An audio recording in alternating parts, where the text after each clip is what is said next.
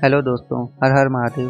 तो जैसा कि आपको थंबनेल देख के पता चल ही गया होगा कि मैं कहाँ आया हुआ हूँ। पंच केदारों में से एक तीसरे केदार श्री तुंगनाथ जी के दर्शन करने आया हूँ और ये मेरे प्रथम केदार के दर्शन भी हैं और मैं बहुत ही एक्साइटेड हूँ बाबा के दर्शन के लिए। तो आइए वीडियो को शुरू करते हैं, फटाफट से पैकिंग करते हैं।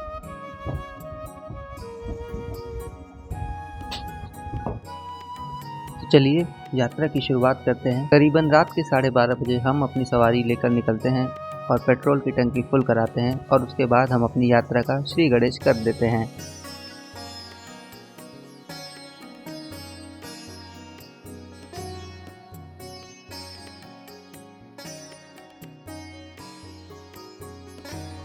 और रात भर ड्राइविंग करने के बाद सूर्य की पहली किरण के साथ हम प्रवेश करते हैं उत्तराखंड की सीमा में।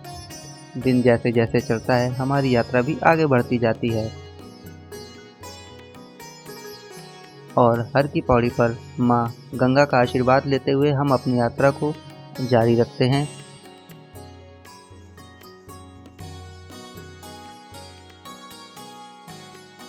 और कुछ ही देर के बाद हम पहुंच जाते हैं योग नगरी ऋषिकेश में।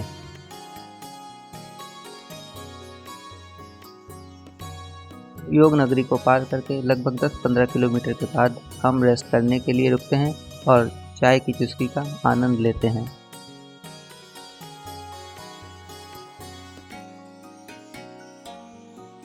रिफ्रेशमेंट के बाद हम पुनः अपनी यात्रा को प्रारंभ करते हैं।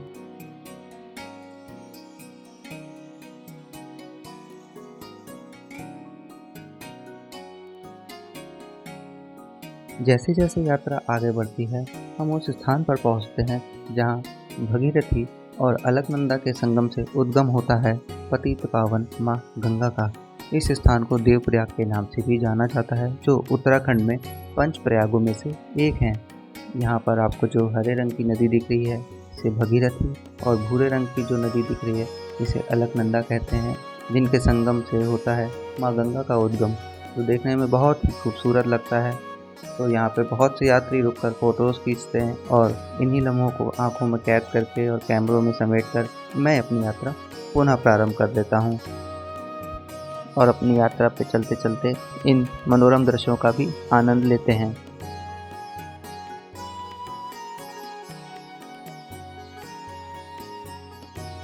रास्ते में बहुत सी जगहों पर कंस्ट्रक्शन का काम होने की वजह से हमें थोड़ा रश भी देखने को मिला, लेकिन जल्द ही रास्ता साफ हो गया और हम अपनी यात्रा पर पुनः लौट आए।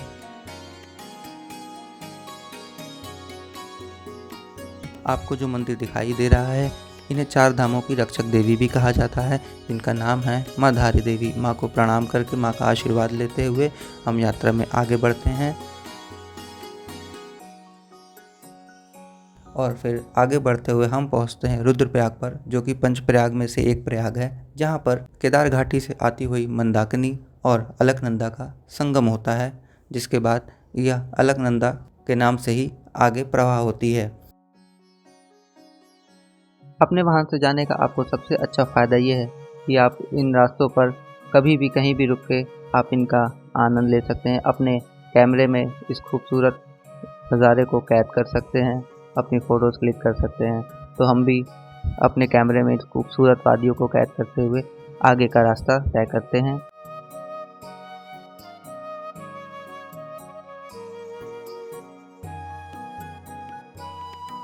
चोपटा से लगभग 29 किलोमीटर की दूरी पर हैं और बहुत ही एक्साइटेड हैं जल्दी से जल्दी चोपटा पहुंचने के लिए। तो चलिए यात्रा में आप भी साथ में बने रहिए और यात्रा का आनंद लीजिए।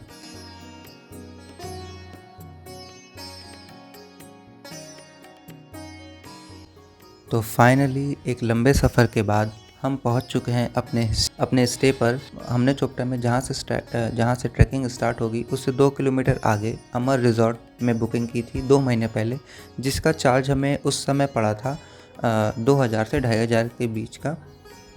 लेकिन अगर आप अभी बुकिंग करना चाहते हैं तो यही होटल आपको 4 से 4500 रुपये के आसपास का पड़ेगा। तो अगर आप प्लान कर रहे हैं एडवांस बुकिंग ज़रूर करवा लें, अदरवाइज़ आपको सेम चीज़ें एट अ टाइम महंगी मिलती हैं। और आपको मैं धीरे धीरे रूम में ले चलता हूँ और दिखाता हूँ कि मैंने कैसा रूम बुक किया है।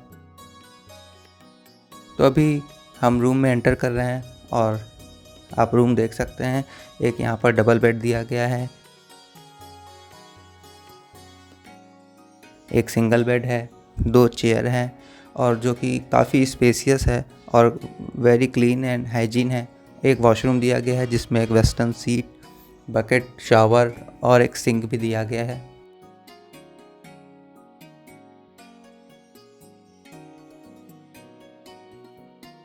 रूम काफ़ी अच्छा और स्पेसियस है जो कि मुझे काफ़ी पसंद आया। इस गैंगवे से होते हुए आगे बढ़ते हैं। अभी आप जो व्यू देख रहे हैं ये होटल के बैक साइड का व्यू है, जहाँ पे काफ़ी सुंदर पहाड़ी और अदर टेंट्स वगैरह आपको देखने को मिल सकते हैं। यहाँ पे आपको टेंट्स भी मिल जाते हैं।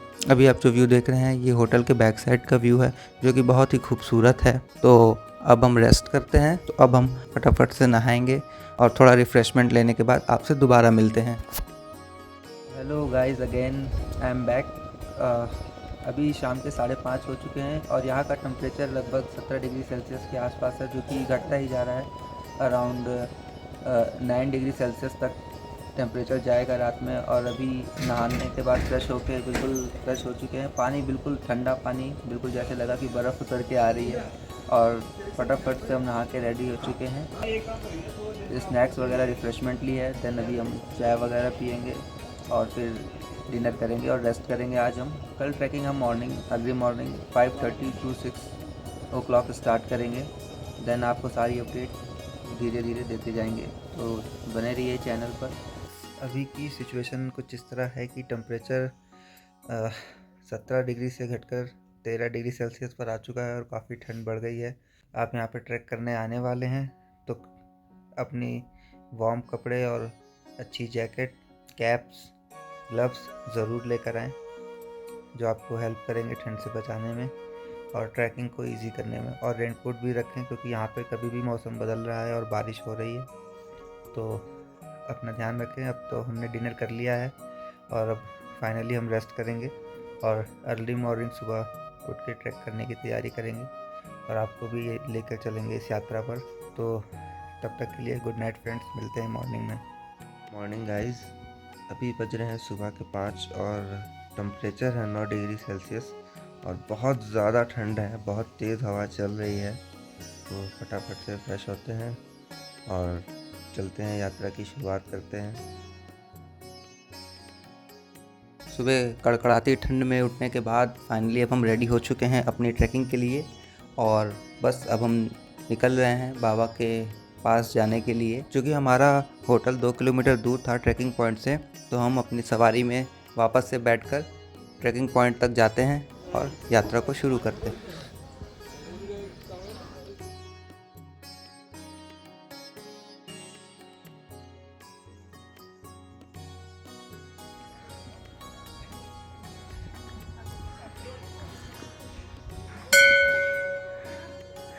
हर हर महादेव दोस्तों, अभी बज रहे हैं सुबह के 6:45 और लगभग टेम्परेचर है 12 डिग्री सेल्सियस और अभी हम जस्ट ट्रैकिंग शुरू करने जा रहे हैं। एंट्री गेट यहाँ से ही हम एंटर करेंगे और ये रास्ता है, ये ट्रैकिंग का रास्ता है और लाठी हमने ले ली है और यहाँ से अब हमारी ट्रैकिंग की शुरुआत होगी।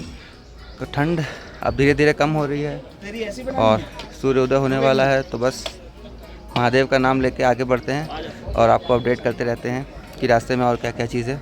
तो बने रहिए वीडियो के साथ। हर हर महादेव।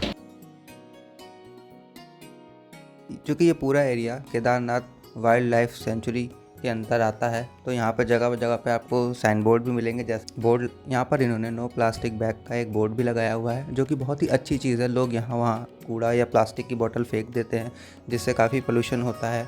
तो मैं आपसे रिक्वेस्ट करूँगा कि आप अपना एक पॉली बैग एक्स्ट्रा लेके चलें। यहाँ पर कुछ पॉइंट्स पर डस्टबिन बने हुए हैं, आप जो भी कुछ खाते हैं अपने पॉली बैग में कैरी करें और उन्हें उस डस्टबिन में ही फेंकें, ताकि आसपास का एरिया भी साफ़ रहे और गंदगी कम से कम हो। यहाँ पर आपको बहुत सारे साइन बोर्ड मिलेंगे, जैसे कि आपको क्या चीज़ इस ट्रैक पर करनी है, क्या नहीं करनी है।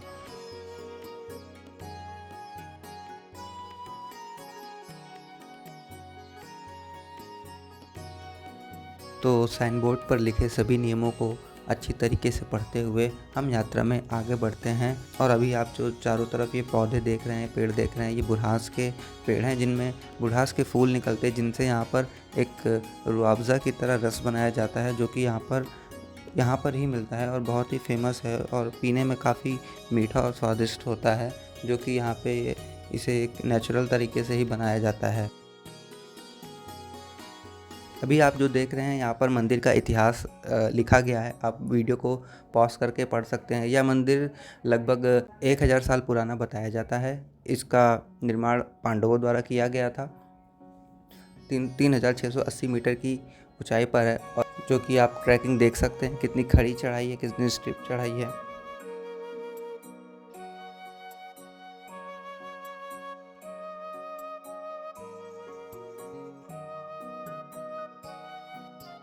और मैं तो अपने नानी और दादी को बहुत ही थैंक यू कहता हूँ, जिन्होंने बचपन में बहुत ही अच्छे से मेरी मालिश की। और मैं अपने पैरों पे सभी यात्राओं को करता हूँ, सभी ट्रैकिंग्स को करता हूँ। मुझे इन बेज़ुबानों के ऊपर बोझ बनने की ज़रूरत नहीं पड़ती, जो कि बहुत ही अच्छी बात है। और मैं आप सबसे भी रिक्वेस्ट करूँगा कि अगर आप कहीं भी दर्शन करने जाते हैं तो प्लीज़ अपने पैरों पर जाएँ, इन बेज़ुबानों पर बोझ ना बने। जैसे जैसे आपकी यात्रा आगे बढ़ती जाती है, यहाँ पर आपको खड़ी चढ़ाई देखने को मिलती है। जैसे जैसे हम मंदिर के पास पहुँचते हैं, खड़ी चढ़ाई मिलती है, तो आप पानी पीते रहें, अपने आप को डिहाइड्रेटेड रखें और आराम से यात्रा को पूरा करें। और यहाँ पर हर जगह आपको मनोरम दृश्य दिखेंगे, जिसे देखकर आपको मन करेगा कि बस यहीं ठहर जाऊँ और इन दृश्य को अपनी आँखों में भर लूँ, अपने मन में समेट लूँ। तो मैं भी हर जगह रुककर इन अद्भुत नज़ारों का आनंद लेता हूँ और अपनी यात्रा को जारी रखता हूँ। अभी आपको जो चोटी दिख रही है वही चोटी है चंद्रशिला, और दूसरी चोटी पर विराजे हैं हमारे महादेव। यहाँ से नज़ारा बहुत ही अद्भुत लगता है। ये गहरी खाइयाँ आपको रोमांचित करती हैं, तो वहीं बादल से ढके पहाड़ आपको देखने में बहुत ही खूबसूरत लगते हैं।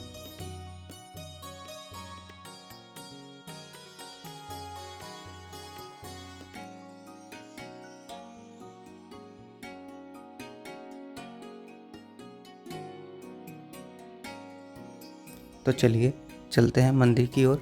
तो यात्रा करते करते आखिर वो पल आ ही जाता है जब हमें मंदिर के दर्शन हो जाते हैं और हम मंदिर के बहुत ही करीब होते हैं।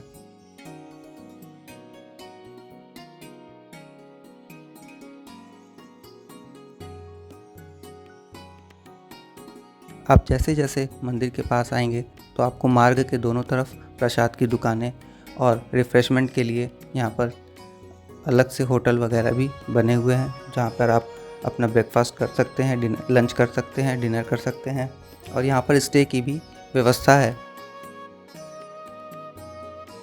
फाइनली मंदिर के पास आ गए हैं और अब दर्शन के लिए प्रसाद लेंगे और लाइन में लगेंगे। ये रहा मंदिर का मेन एंट्रेंस, दिखाते हैं आपको। तो फाइनली हम उस पॉइंट पर आ चुके हैं जहाँ से अब हमें बाबा के दर्शन करने हैं। ये आप साइन बोर्ड देख सकते हैं। यहाँ से एक रास्ता चंद्रशिला ट्रैक को जाता है और दूसरा रास्ता मंदिर की तरफ। तो चलिए इन सीढ़ियों का प्रयोग करके चलते हैं मंदिर की तरफ।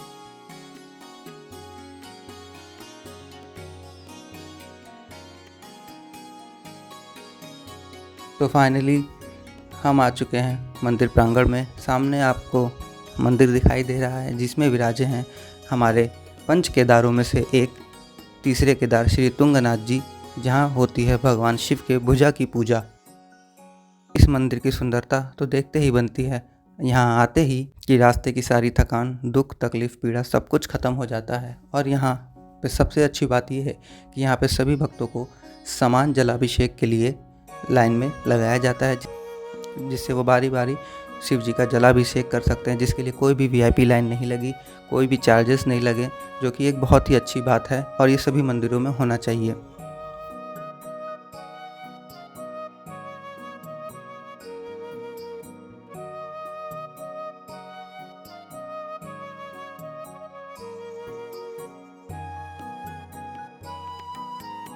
बाबा का दर्शन करने के बाद, आशीर्वाद लेने के बाद हम बाकी मंदिरों को भी दर्शन करते हैं और अपनी यात्रा आगे बढ़ाते हैं।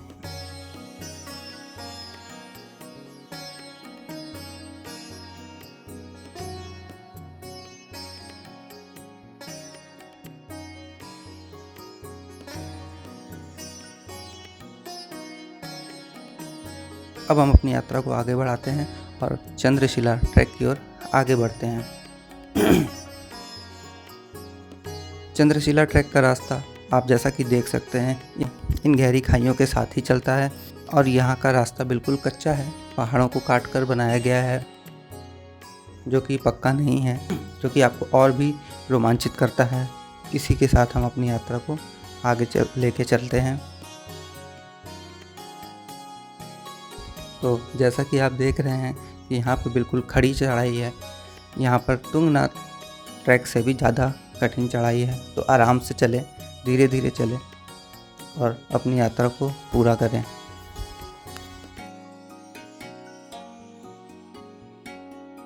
तो कठिन चढ़ाई चढ़ने के बाद अंततः हम उस स्थान पर आ चुके हैं जहां शिव जी को प्रसन्न करने के लिए सर्वप्रथम चंद्रदेव ने और फिर स्वयं मां पार्वती ने तपस्या की थी, जिसे हम चंद्रशिला के नाम से जानते हैं। तो आइए दर्शन करते हैं भगवान के।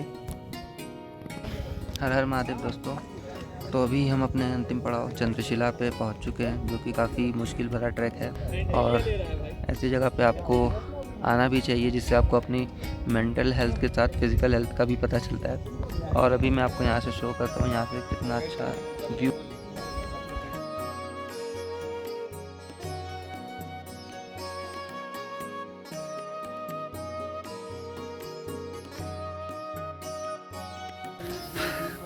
काफ़ी बढ़िया व्यू है यहाँ पे और काफ़ी अच्छा लग रहा है यहाँ तक आके। बीच में एक बार तो लगा कि ट्रैक नहीं कर पाएंगे, लेकिन फाइनली कंप्लीट कर लिया। ये आप व्यू देख सकते हैं, यहाँ पे गहरी गहरी खाइयाँ यहाँ पे आपको देखने को मिलेंगी।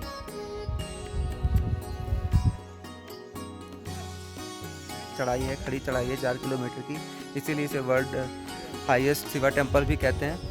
और बहुत ही अमेजिंग एक्सपीरियंस रहा। और अब हम यहाँ से नीचे और उतरेंगे। तो मिलते हैं नेक्स्ट वीडियो में। आशा करूँगा तब तक आपको वीडियो अच्छी लगी होगी और वीडियो को लाइक करिएगा, चैनल को सब्सक्राइब करिएगा। मिलते हैं अगले वीडियो में किसी और यात्रा पर। तब तक के लिए हर हर महादेव।